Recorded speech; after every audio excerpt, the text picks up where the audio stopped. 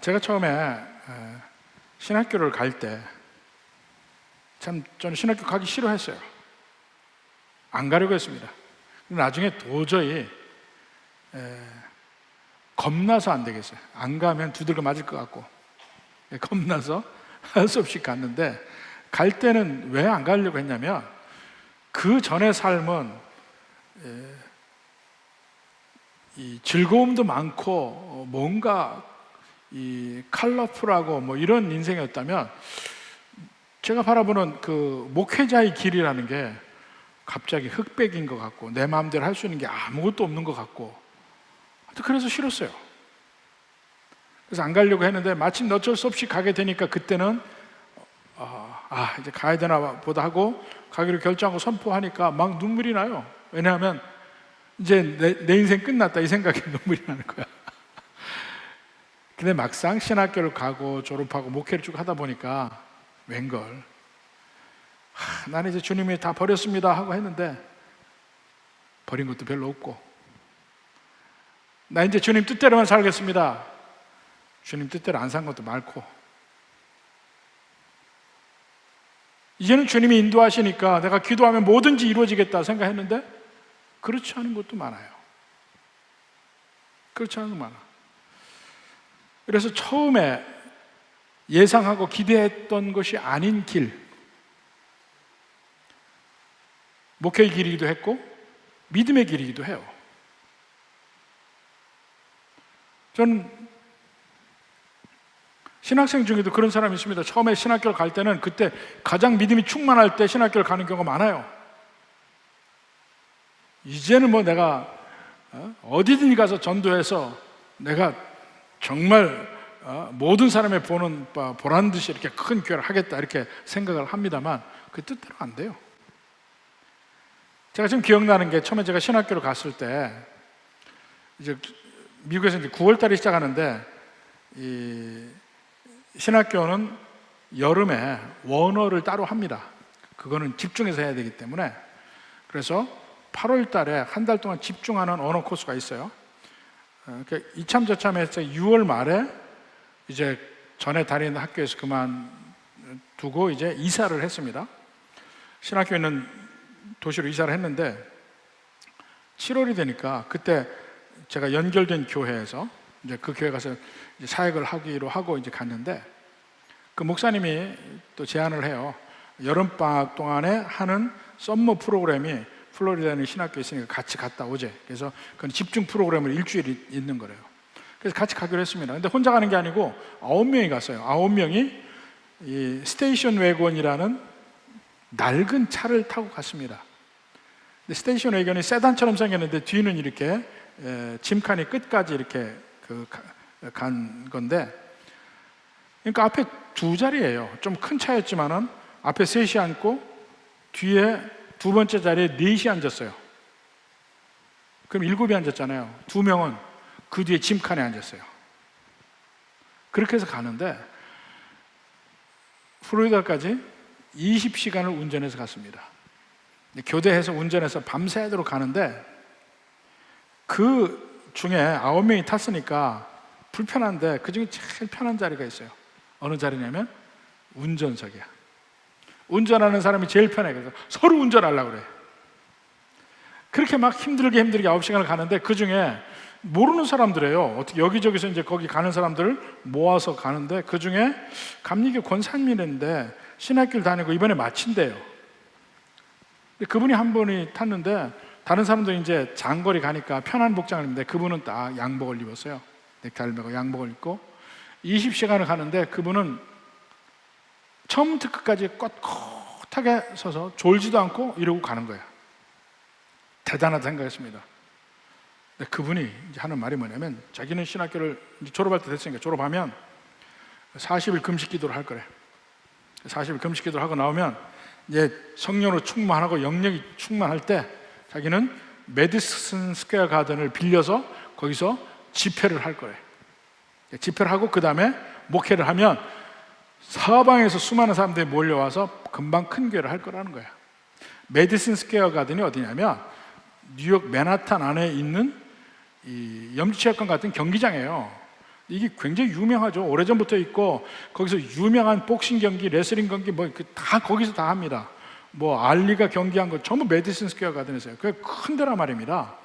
거기서 자기가 집회를 하겠다는 거야. 그냥 기가 막혀가지고 우리 다 같이 기가 막혀가지고 놀리면서 갔어요. 근데 갔다 없어? 그렇게 하겠다고 계속 그러고 가요. 이제 갔다 와서 이제 헤어지고 몰랐는데 몇 년 뒤에 이제 그분이 궁금했어요. 정말 했나 하고 다 물어봤더니 웬걸 그 뉴욕주에 좀 북쪽으로 가는데 별로 사람 없는 데서 조그마한 목회하고 있다고 그러더라고요. 그러니까 우리가 웃었어요. 참 처음에 신학교 졸업할 때 그렇게 꿈이 크던 분이 지금 어떻게 그렇게 됐냐. 근데 그때도 참 너무 허황하다고 생각을 했는데 그렇게까지, 그건 좀 극단적일지 모르지만 처음에 신학교 간 사람들 그런 사람도 있다니까요. 뭐 전도하면 다 될 줄 알아. 가장 충만한 상태에서. 그리고 이제는 뭐 나는 이제 언제나 오직 주님의 뜻만을 행하고 그렇게 살겠다 이렇게 다짐을 하고 와요. 근데 역시 살아가면서 인간의 때도 보이고 연약한 면도 보이고 조악된 면도 보이고 다 보여요. 처음 예수 믿는 사람들 중에도 그런 분이 있어요. 처음 예수님 믿을 때 정말 급격한 변화를 이룬 분들이 있어요.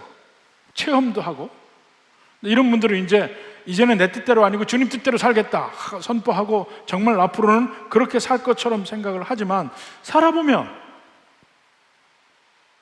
믿음대로 안 되는 때도 있고 죄를 짓는 경우도 있고 넘어지는 경우도 있고 또 기도하면 다 응답받을 줄 알았더니 기도도 응답도 안 돼. 환난도 있고 어려움도 있고 응답받지 못한 인생 막 이리 치고 저리 치고 그러면서 신앙생활 하는 것들을 보게 됩니다. 처음에 기도했던 것과는 전혀 달라요. 아마 여러분들도 처음에 예수님 믿을 때 기도하면 다 된다. 근데 기도하면 안 되거든. 나는 이제 주님 뜻대로만 살겠다. 내 스스로도 넘어져. 나도 나를 못 믿어요. 근데 그것은 처음부터 다 마찬가지입니다. 예수님의 제자들조차도 마찬가지예요. 그들은 3년 반 동안 예수님을 따라다녔어요. 예수님의 모든 기적을 보았고 예수님의 말씀을 다 들었고 다른 사람은 몰라도 예수님이 은밀히 행하는 모든 일들 다 봤습니다. 그럼에도 불구하고 그들은 예수님에 대해서도 잘 몰랐고 자기 자신들에 대해서도 잘 몰랐습니다. 오늘의 본문에 크게 두 부분으로 나눕니다. 앞에는 베드로가 부인할 것을 얘기하고 예수님과 얘기하는 장면이 나오고 두 번째는 예수님의 겟세마네 동산에서의 기도가 나옵니다. 앞에 부분을 먼저 보면 예수님이 얘기합니다. 제자들에게 이르시되 너희가 다 나를 버리리라. 청천벽력 같은 소리죠. 이 순간 아니면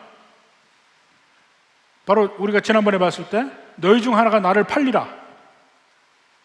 그래서 나는 아니지요 할 때 있죠. 바로 그 장면을 좀 더 이해하기 위해서 그 다빈치의 최후의 만찬을 본 거예요. 최후의 만찬이 그냥 다 먹고 마실 때의 이야기가 아닙니다. 바로 그때 나는 아니지요. 지금 무슨 소리라는 거예요. 예수님이 막 이렇게 혼란스러운 그 순간을 딱 스냅 사진으로 찍은 것 같은 것이 최후의 만찬이에요. 근데 여기 또 나와요. 너희가 다 나를 버리리라. 무슨 소리냐? 이는 기록된 바 내가 목자를 치리니 양들이 흩어지리라 하였음이니라. 이미 예언이 되어 있다는 거예요. 그것도. 그러나 내가 살아난 후에 너희보다 먼저 갈릴리로 가리라. 너희보다 먼저 갈릴리로 가리라. 이 말씀이 그대로 이루어집니다. 바로 그 마지막에 마가복음 16장에 보면 예수님이 먼저 갈릴리로 가셨다는 대목이 나와요. 그게 마지막 끝입니다.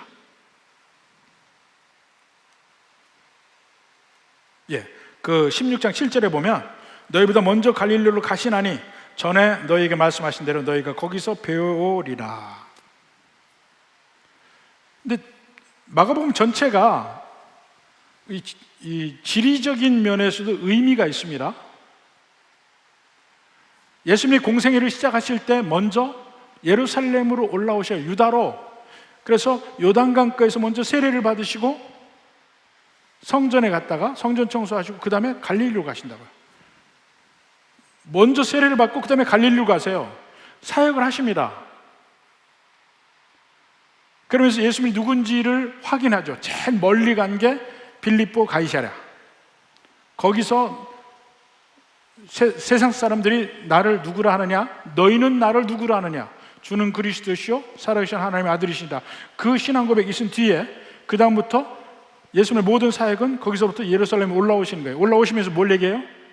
내가 십자가에 못 박혀 죽으리라. 그 뒤에 부활하리라. 이 얘기를 계속 하시면서 오시는 거예요. 오셔요. 오시고 그 일을 이루고 난 다음에 또 어떻게 합니까? 다시 갈릴리로 가세요. 세상으로 나가는 거예요. 근데 세상으로 나가는데 예수님이 먼저 가시고 그 뒤에 제자들이 따라가요. 어디로 가요? 세상으로. 그러니까 마가복음이 그 식으로 되어 있어서 너희보다 먼저 갈릴리에 가리라 하는 것이 의미가 있다니까요. 그 다음에 너희가 다 나를 버리리라 그랬어요. 근데 베드로가 뭐라 합니까? 다 버릴지라도 나는 그리하지 않겠나이다. 29절. 베드로는 자기 자신을 모르고 있는 거예요. 내가 누군지를 모르는 거예요. 내가 얼마나 죄인인지, 내가 얼마나 연약한 존재인지를 모르고 있는 거예요. 그 예수님이 가르쳐 줍니다. 30절에 내가 진실로 내게 이르노니 오늘 이 밤 닭이 2번 울기 전에 내가 3번 나를 부인하리라.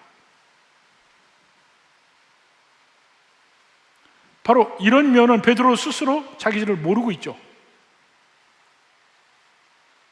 그 전에 예수님이 얘기합니다. 내가 마실 잔을 너희가 마시겠느냐? 근데 요한이 마시겠나이다 그래요. 그거 모르고 하는 얘기예요. 예수님의 사역을 어떻게 대신합니까? 아직 제자들은 예수님에 대해서 충분히 이해를 못했고 자기 자신들도 잘 몰라요. 그런 상태에서 예수님이 겟세마네 동산에 가십니다. 마가의 다락방은 성전이 있으면 성전에서 남쪽에 사람들이 사는 곳 그 중간에 있습니다. 그러면 겟세마네는 어디냐면 감람산 기슭이에요. 그러니까 성전을 돌아서 기드론 골짜기를 내려갔다가 다시 올라가서 산 기슭쯤 되면 거기가 겟세마네예요. 그 감람산 기슭이에요. 더 올라가면 감람산 꼭대기, 넘어가면 베다니 벳바게. 근데 이 겟세마라는 말 자체가 히브리어로 기름틀이라는 거예요. 기름틀. 그러니까 올리브 기름을 짜는 기름틀이에요. 그러니까 아마 거기에 지금도 보면 거기가 전부 그 올리브 나무로 덮여 있습니다. 전체 올리브 나무 밭이에요. 거기 기도하던 곳 바로 옆에 만민교회라고 교회가 있고 그 주변은 전부 올리브 밭이고 조금 더 내려가면 전체가 다 무덤이고, 우리 사진으로 본 게 무덤이고요. 무덤 말고 더 북쪽으로 올라가면 전부 올리브 나무가 있어요. 근데 거기가 겟세마네예요. 그 올리브 나무가 있는 곳에 기름틀도 거기 있었나 봐요. 그러니까 거기가 겟세마네, 기름틀이라고 하죠. 거기에 가서 기도를 하시는데 그 겟세마네의 기도가 예수님에게 주시는 의미, 제자들에게 주는 의미, 우리에게 주는 의미가 있습니다. 이 3가지 면을 단계적으로 볼 거예요. 먼저 예수님이 이제 그곳을 가십니다. 32절부터 봅시다. 그들이 겟세마네라 하는 곳에 이름에, 자, 겟세마네 곳에 갔어요. 예수께서 제자들에게 계실 때 내가 기도할 때에 너희는 여기 앉아 있으라. 자, 그들이라고 했는데 여기 사실 그들은 베드로와 야고보와 요한 이 3사람이에요. 3사람만 데려갔어요. 그 베드로와 야고보와 요한을 데려가실 때 심히 놀라시며 슬퍼하사 말씀하시되, 예수님이 심히 놀라고 슬퍼했다고 그래요. 왜 그랬을까요? 지금 복음서에서 특히 누가복음이 제일 강하지만 사복음서에서 볼 때 예수님의 하나님 되심과 인간 되심이 나타나는데 예수님이 하나님으로서 하시는 일은 거의 없습니다. 하나님이시지만 하나님으로서 하시는 일은 없어요. 하나님이신 걸 증거하는 일들은 많이 있지만 실제로 되어지는 모든 일은 인간으로서 하셔요. 그러니까 하나님은 편재하세요. omnipresence. 어디든지 하나님이 계시잖아요. 예수님은 한 곳에 계세요. 갈릴리에 계시면 유다가 없는 거야. 인간이죠. 예수님은 이 모든 것을 다 아셔요. 모든 것을 다 보시고 모든 것을 다 아셔요. 그렇지만 인간으로 예수님은 모르시는 것도 있어요. 누가 내 옷을 잡았느냐 모르신다니까요. 아버지가 그 나를 알지 아들은 모른다고 얘기하잖아요. 인간으로서 얘기하는 거 전부 다. 하나님으로서는 어떻게 모를 수가 있습니까? 예수님이 피곤하시고 예수님이 목마르시고 배고프시고 다 인간으로 사시는 거예요. 어떻게 하나님이 배고프고 하나님 피곤해요? 말도 안 되는 얘기예요. 인간으로서 얘기. 그러니까 복음서에서는 인간으로서 예수님을 충분히 보고 이해를 해야 합니다. 그래야 우리에게 주고자 하는 메시지를 정확하게 받을 수가 있습니다. 여기 예수님이 심히 놀라시고 슬퍼하셔요. 왜 그랬을까요? 이미 예수님이 결국 성부 하나님의 뜻에 따라서 십자가에 가셔서 고난받고 죽으실 것을 알고 계세요. 이미 얘기하셔요. 그렇지만 그때가 가까울수록 인간적으로 얼마나 두렵고 떨리는 일이 있느냐 이거예요. 바로 그 면에 예수님을 얘기하는 겁니다. 사실은 우리 대부분이 어떤 고통 그 자체보다 고통이 올 거라고 예견하고 가는 그때가 더 힘들어요. 아는 고통이 더 힘들다고 해요. 이제 가면 엄청나게 아플 것이다. 그러면 지금 더 힘들어. 확 그때 지나고 나면 괜찮아요. 옛날에 치과 다닐 때 정말 힘들었어요. 어려서 이빨을 갈 때 그때 한 해에 이빨을 제가 9개를 뽑았는데 치과 가면 그때는 치과에 그때 몽은 주사라고 그랬어요. 마취 주사가 왜 이렇게 크고 험상궂게 생겼는지 몰라. 그때는. 지금은 그렇게 위협적이지도 않고 잘 보여주지도 않고 아프게도 안 해보니까 아주 살갗 끝으로 살짝 놓으니까 아프지도 않더라고요. 근데 그때는 푹 찔렀어요. 와, 생각해보면. 근데 그때도 아프다 하고 느끼는데 그건 잠깐이에요. 제일 무서운 게 치과에 엄마 손에 끌려갈 때가 제일 무서운 거야.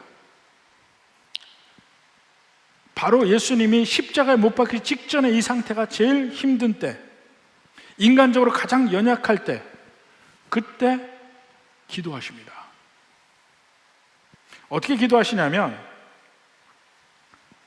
자, 35절에 보니까 조금 나아가서 땅에 엎드려 기도하죠. 근데 그 엎드려 기도하는 것이 중세에 보면 사제들이 기도할 때 완전히 사지를 오징어처럼 펴고 기도하는 게 있습니다. 근데 그것도 엎드려 기도하는 건데 가장 낮은 자세죠. 여기는 그런 것 같진 않아요. 왜냐하면 누가복음 22장 41절에 보면 그들을 떠나 돌 던질 만큼 가서, 돌 던지니까 그렇게 얼마 안 떨어졌죠. 그러니까 제자들이 보면 예수님이 기도하는 거 다 보일 정도로 그 거리에서 무릎을 꿇고 기도했다고 그랬어요. 그러니까 엎드려서 기도하긴 하는데 무릎을 꿇고 기도해요. 또 다른 데를 보면 마태복음 26장 39절 전부 같은 내용 얘기입니다. 조금 나아가서 얼굴을 땅에 대시고 엎드려. 얼굴 땅에 댔어요. 그러니까 무릎을 꿇고 엎드렸는데 완전히 앞에는 구부려서 얼굴을 땅에 댄 거예요. 제가 사실 혹시 이 겟세마네 기도가 또 그림으로 나와 있는 것 중에 한번 골라서 보려고 봤는데 하나도 여기에 맞는 게 없어요. 보통 겟세마네 기도라고 해서 그려진 기도 보면 바위 위에서 예수님이 멋진 옷을 입고 미남 얼굴을 하고 하늘을 쳐다보고 있는 그림이 제일 많아요. 저는 그거는 전혀 마음에 와서 닿지가 않아. 성경대로가 아니니까. 예수님 별로 미남도 아니었어요. 예수님 미남이면 그 예수님 그림이 아니에요. 본래 나이보다 훨씬 더 나이 들게 보이기도 했고 미남도 아니었습니다. 보통 사람이었어요. 거기다가 기도할 때도 완전히 엎드려서 머리가 땅에 닿게 기도한다고 그랬어요. 대부분 이제 그림에 보니까 앞에다가 바위 덩어리를 놓고 거기에 예수님이 엎드린 장면을 보여주고 있는데 저는 그냥 바닥에서 했다고 생각을 해요. 저는 그냥 바닥에서. 그러면서 기도를 어떻게 했냐면 히브리서 5장 7절에 보면 그는 육체에 계실 때 자기 죽음에서 능히 구원하실 이에게 심한 통곡과 눈물로 간구와 소원을 올렸다고 그랬어요. 그러니까 예수님이 기도할 때 엎드려서 기도하는데 소리내고 울고 아마 거기서 뒹굴지 않았을까 싶어.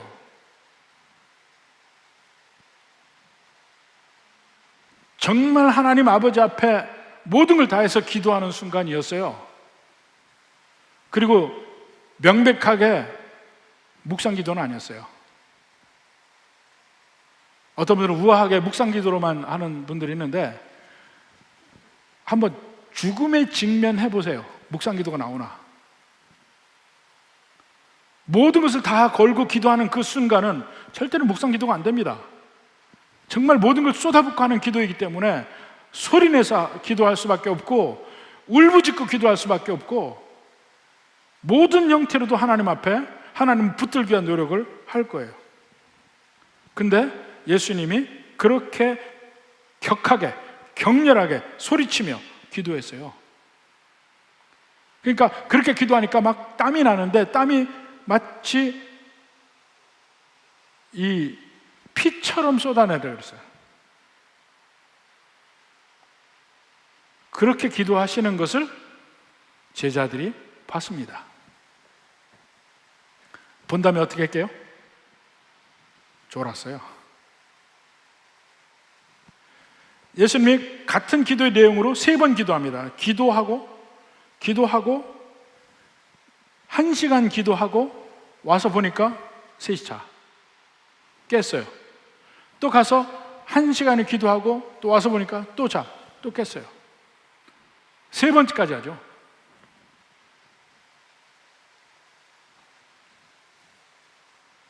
그 모든 광경 봤습니다. 봤으니까 이렇게 겟세마네에서 기도하는 장면이 세세하게 사복음서 전체에 기록되어 있죠. 더군다나 이 사복음서 제일 마지막에 쓰여진 요한복음에는 그때 기도한 기도의 내용까지 아주 많은 양으로 기록되어 있습니다. 그것이 요한복음 17장이에요. 17장 전체가 겟세마네 기도예요. 근데 이 앞에 복음서에는 기도의 내용이 그렇게 많이 있지 않아요. 핵심은 이 잔을 내게서 옮기시옵소서이죠. 기도의 내용 봅시다. 기도의 모양을 이렇게 하고 있고 막 소리내서 통성으로 통곡하면서 기도했고 기도의 내용을 보면 35절 후반부부터 될 수 있는 대로 이 때가 자기에게서 지나가기를 구했다.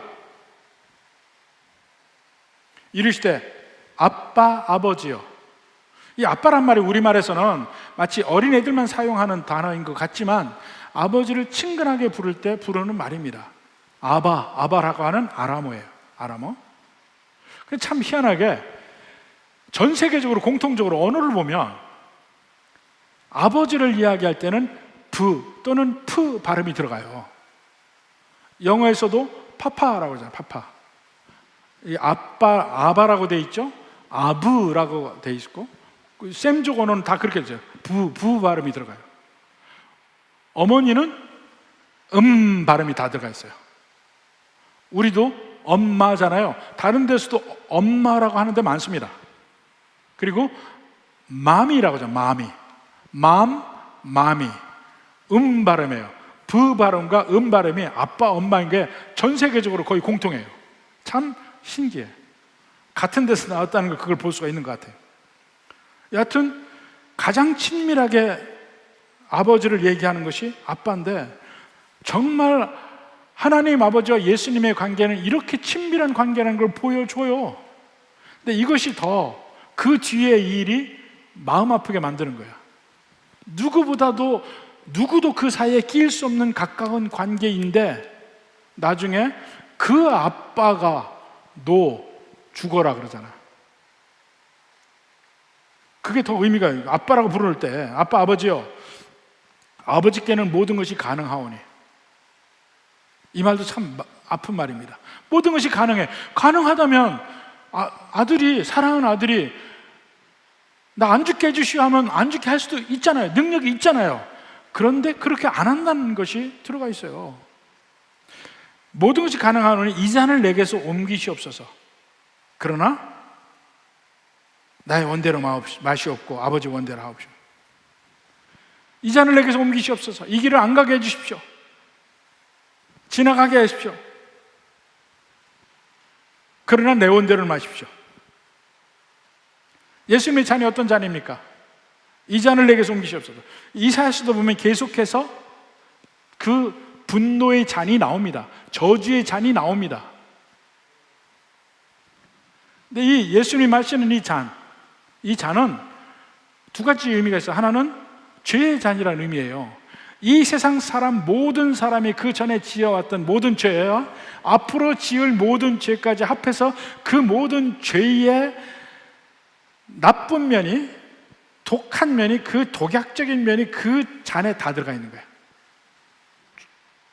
축약해서. 그러니까 이것이 얼마나 이 잔이 고통스러운 잔입니까? 세상 모든 사람의 죄악, 거기 그 잔 안에 들어가 있어요. 그걸 마셔야 돼. 그걸 마시고 십자가에 가시는 거예요. 그러니까 그 죄의 용서가, 죄값을 치르는 것이죠. 또 하나는, 성경의 의미는 진노의 잔이에요. 하나님의 진노가 들어있는 잔. 죄값을 치르는 것과 진노와의 관계가 뭐냐면, 우리가 어떤 일반 인간관계에서도 어떤 사람에게 해코지를 했어요. 해코지를 하면, 그래서 그 사람에게 어떤 손해를 입혔어요.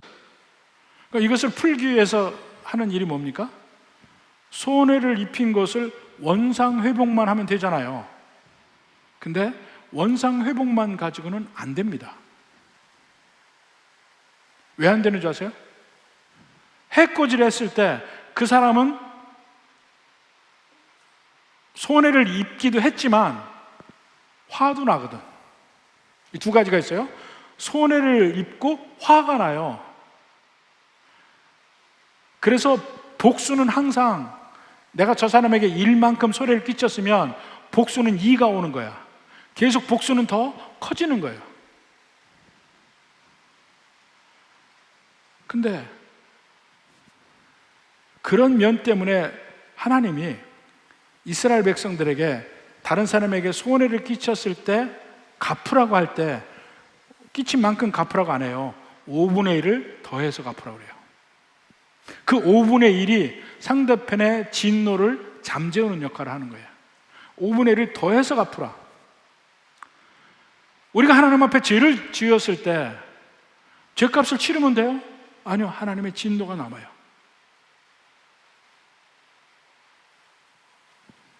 그냥 남는다니까. 그래서 생각해보세요. 옆에서 확 옆에 사람과 뭐 하나 뺏어 오세요. 막 화를 낼 거 아니야. 그럼 빨리 한번 도로 줘봐요. 도로 줄게. 그냥 끝날까요? 도로 받고 주먹 하나 날라오고.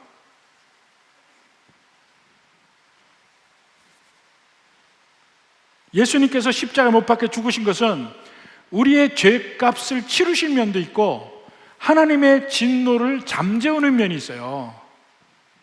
이 두 가지가 같이 있는 거예요. 그 잔이 바로 그거예요. 하나님의 진노를 잠재워. 그래서 우리와 하나님 사이에 화평이 되시는 겁니다. 그러니까 이 잔이 우리식으로 얘기하면 정말 쓰고 정말 먹기 싫은 것이고 이런 거예요. 이 모든 악이 다 들어있으니까. 그래서 이것을 피했으면 좋겠어요. 이것이 두 가지 면이에요. 인간적으로 피했으면 좋겠다는 면이 있고, 또 다른 면은 그만큼 우리의 죄가 악하다는 걸 보여주는 거예요. 근데 예수님이 그러나 나의 원대로 맛이 없고 아버지 원대로 하옵소서 하고 순종하고 끝이 납니다. 그러니까 예수님의 겟세마네 기도에서는 예수님이 간구하죠. 간구하고 그 다음에 하나님 뜻은 무엇입니까? 그 뜻을 받아들이는 것이 겟세마네 기도예요. 겟세마네 기도가 그냥 하나님께 구하기만 한 게 아니에요. 구하고 하나님의 뜻을 받아서 견고하게 되는 거예요. 응답은 분명히 노였어요. 히브리서 5장 7절 봅시다. 자기를 죽음에서 능히 구원하실 이에게 심한 통곡과 눈물로 간구와 소원을 올렸고 그의 경건하심으로 말미암아 들으심을 얻었느니라. 이게 무슨 말입니까? 경건하심으로 말미암아 들으심을 얻었느니라. 하나님 응답했어요. 뭐라고 응답했습니까? 너 십자가 그래도 가야 돼. 너 죽어. 그게 응답이에요. 능히 죽음에서 구하실 수 있는 이가 아들이 아빠 그러면서 이 길을 안 가게 해달라고 하는데도 아니야 너 죽어 십자가 가야 돼 그렇게 응답을 했단 말입니다. 그 응답을 겟세마네에서 받았어요. 받은 다음에 예수님이 어떻게 하십니까? 이제부터 그 기도 다시 안 해요. 이제는 예수님을 잡으러 온 사람에게 잡히고 괴롭힐 때 괴롭힘 당하고 십자가에 가시고 죽으시는 거예요. 근데 그 힘이 인간의 면에서 인간으로서 그 가기 싫은 그 길을 갈 수 있는 힘이 어디서 나오냐면 겟세마네 기도에서 나오는 거예요. 거기서 아버지 뜻을 다시 한번 확인하고 아버지 뜻 안에서 스스로를 견고케 하는 것이 겟세마네 기도예요. 그래서 견고해진 마음으로 십자가 길을 가십니다. 인간적으로 이 겟세마네 기도가 없었다면 예수님의 순종도 힘들었을 수도 있어요. 그러나 이 기도를 통해서 하나님의 노라는 응답을 정확하게 받고 가라는 하나님의 뜻을 알았기 때문에 순종하고 가는 거예요. 먼저 겟세마네 기도는 이렇게 예수님을 굳건히 세웁니다. 두 번째로 제자들을 굳건히 세워요. 37절부터 42절까지 보면 37절에 돌아오사, 40절에 다시 오사, 40절에 다시 오사, 41절에 세 번째 오사, 37절에 보니까 네가 1시간도 깨어있을 수 없다냐? 그러니까 1시간 기도한 거예요. 1시간 기도한 거예요.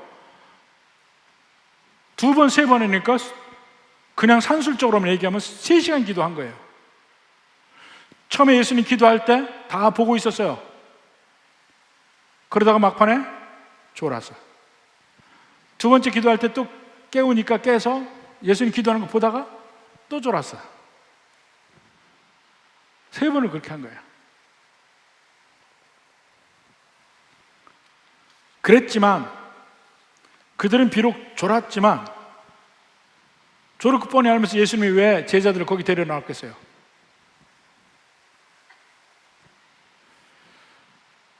참으로 하나님의 일을 하기 위해서 십자가의 길이 그들을 기다리고 있어요.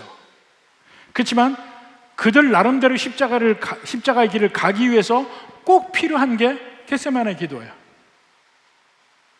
각자 제자들에게 필요한 겟세마네 기도가 있는 거예요. 이미 베드로에게 얘기했죠. 네가 나를 부인할 거야. 그렇지만 그 넘어짐으로 끝나는 것이 아니고 다시 기도함으로 다시 섬기는 자의 위치로 다시 서는 겁니다. 또 기도함으로 쓰고 기도함으로 쓰고 앞으로 있을 그 제자들 앞에 기다리고 있는 모든 그들의 십자가, 환난과 어려움이 있어요. 그럼에도 불구하고 그들이 능히 그 길을 갈 수 있는 것은 이제는 그들은 연약한 인간이지만 예수님처럼 기도할 수 있어요. 예수님도 연약한 인간이었다니까요. 근데 기도함으로써 담대함을 얻은 거예요. 그리고 십자가의 길을 가. 그 환난의 길 전에 기도가 반드시 필요한 거예요. 그 뒤에 모든 12 제자들이요, 그거 배웁니다. 특히 여기에 있던 이 세 사람을 봐요. 야고보, 제일 먼저 첫 번째 순교자입니다. 제 사도들 중에서 순교해요. 근데 그가 순교할 수 있는 것은 바로 이러한 겟세마네 기도가 나름대로 야고보에게 있었어요. 베드로 얼마나 뚜렷하게 봤습니까? 그 모든 것을. 그 뒤로도 겟세마네 기도 뒤에 베드로가 부인하고 넘어지잖아요. 그 뒤로 환난이 있는 것을 능히 극복할 수 있는 이유는 그 다음에 예수님의 기도를 보고 그도 그렇게 기도하는 거예요. 아버지의 뜻대로 하는 것을 내가 자꾸 그걸 믿음으로 무장하고 있는 거예요. 그래서 베드로는 전승에 의하면 로마에서 거꾸로 십자가에 매달려 죽습니다. 요한은 그가 마지막까지 사는 것은 그가 도망 다녀서가 아니죠. 그는 끓는 가마솥에도 들어갔어요. 근데 안 죽었어. 그래서 반모섬에 갔다가 나중까지 살다가 죽은 거잖아요. 에베소에서. 나머지 제자들 다 순교했습니다. 도마는 인도에 가서 순교했다고 돼 있고 각자 흩어져서 순교했어요. 근데 그 능력이 인간적인 능력이 아니라니까요. 끊임없이 이런 겟세마네의 기도 같은 기도를 할 때에 하나님이 강건하게 하십니다. 여러분의 기도가 뭡니까? 하나님 앞에 간구하는 거예요? 맨날 이거 주세요, 저거 주세요? 반드시 그 뒤에 예수님이 하신 말씀을 하세요. 그리 아니하실지라도 그래도 내 뜻대로 아니고 하나님 뜻대로 해주십시오. 그래서 그 하나님의 뜻을 받아들이는 마음이 기도 속에 반드시 있어야 된다니까요. 지금 우리가 볼 때 어떻습니까? 예수님의 겟세마네 기도를 보고 뭘 느낍니까? 자, 그 면을 히브리서 5장 7절에서 9절까지 얘기가 쭉 그 얘기인데, 자, 5장 7절 후반부에 보면 그의 경건하심으로 말미암아 들으심을 얻었느니라 그랬어요. 들으심은 뭐예요? 들었어요, 하나님이. 그리고 대답하셨어요. 그냥 가라, 십자가의 길. 그래서 8절에 그가 아들이시면서도, 참 이 말이, 예수님 아빠 아버지라고 기도했잖아요. 아들이시면서도 받으신 고난으로 그렇게 친밀한 아들임에도 불구하고 고난을 그냥 고난길 가라 가신 거예요. 근데 순종함을 배워서 온전하게 되셨은즉, 온전하게 되셨은즉 자기에게 순종하는 모든 자에게 영원한 구원의 근원이 되었다. 예수님과 같은 길을 가는 거예요. 들으심을 얻었어요. 응답 받았어요. 근데 응답 내용이 뭡니까? 노라는 응답이었어요. 우리 하나님 앞에 기도하면서 얼마나 많은 경우에 노라는 응답 많이 받습니까? 실망하셔요? 예수님의 기도도 노라는 응답 받았어요. 성경에 보면 기도를 해서 응답받은 사람도 굉장히 많습니다. 가장 대표적인 얘기는 히스기야. 15년이나 생명을 연장받았잖아요. 간구하고 기도하면서 수넴 여인은 자기 아들을 도로 받기도 했고. 그렇지만 노라는 응답을 받는 경우도 대단히 많아요. 오히려 더 많을 거예요. 한번 히브리서 11장 한번 보세요. 히브리서 11장. 믿음으로란 얘기는 지금 당장 못 받는다는 얘기예요. 다른 말로 하면 하나님이 약속하신 것이 지금 당장 안 보여도 올 것을 믿고 살았다는 거예요. 그게 믿음으로 해요. 그런데 그 중에는 믿음으로 살다 보니 이 세상에서 응답받고 세상적 의미의 복을 받는 경우도 있어요. 근데 안 그런 경우가 많다는 거예요. 한번 보세요. 히브리서 11장 33절. 자, 앞에 믿음으로 쭉 여러 사람을 이야기하고 그들은 믿음으로 나라들을 이기기도 하며 의를 행하기도 하며 약속을 받기도 하며 사자들의 입을 막기도 하며 불의 세력을 멸하기도 하며 칼날을 피하기도 하며 연약한 가운데 강하게 되기도 하며 전쟁에 용감하게 되어 이방 사람들이 진을 물리치기도 하며 여자들은 자기의 죽은 자들을 부활로 받아들이기도 하며, 여기까지는 이 세상적으로 다 받은 거야.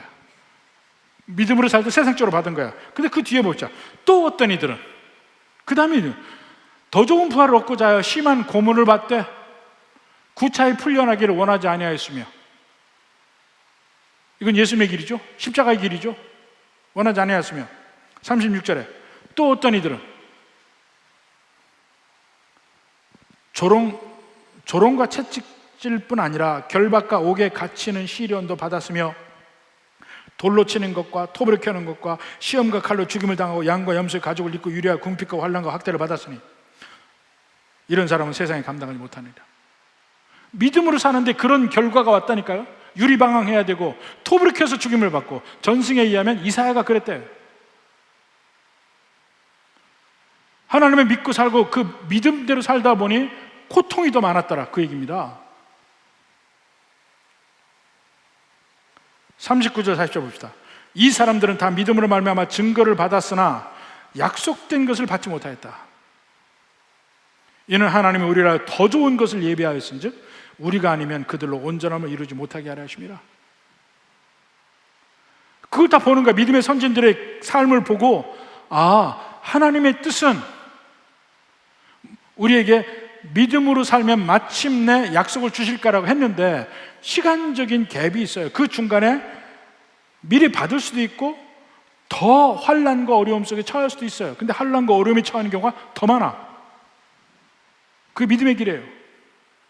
그리고 가장 대표적인 믿음의 길이 예수님이 가신 길이에요. 그 환난을 능히 통과할 수 있는 방법이 뭐라고요? 겟세마네의 기도를 해야 된다. 죽음 앞에서, 죽음과 같은 현실 앞에서 간절히 기도하면 하나님이 주시는 응답이 있을 거라는 거예요. 그 응답이 예스일 수도 있고 노일 수도 있는데, 노가 있더라도 이제부터는 그 환난이 있어도 관계없어 그걸 통과할 수 있는 힘을 주신다는 거예요. 그게 예수님이 겟세마네 기도에서 우리에게 가르쳐 주신 겁니다. 구원자로서 겟세마네 기도도 하시지만 우리 믿는 백성들의 믿음의 본으로 겟세마네 기도를 보여주셔요. 제자들에게 보여주시고 우리에게 보여주시고. 여러분에게 환난과 어려움이 있습니까? 기도하세요. 삶이 변화될 수도 있고 여러분의 생각이 변화될 수 있고 더 단단한 신앙의 용사로 나올 수도 있습니다. 어느 분이 그러더라고요. 이 세상의 환난은 신부화장하는 거라고 그러더라고요. 천국 잔치를 준비하는 신부화장하는 거다. 인간이 못돼서 환난이 없으면 화장이 안 된대. 영적 화장이 안 된대. 천국 잔치에 온전한 신부로, 아름다운 신부로 가기 위해서 신부 화장해야 되는데 그 신부 화장의 도구가 뭐냐면 세상의 환난이라는 거예요. 부디 믿음 생활의 참된 의미를 바로 깨닫고 주의 은혜가 넘치는 성도 되기를 주님의 이름으로 축원합니다.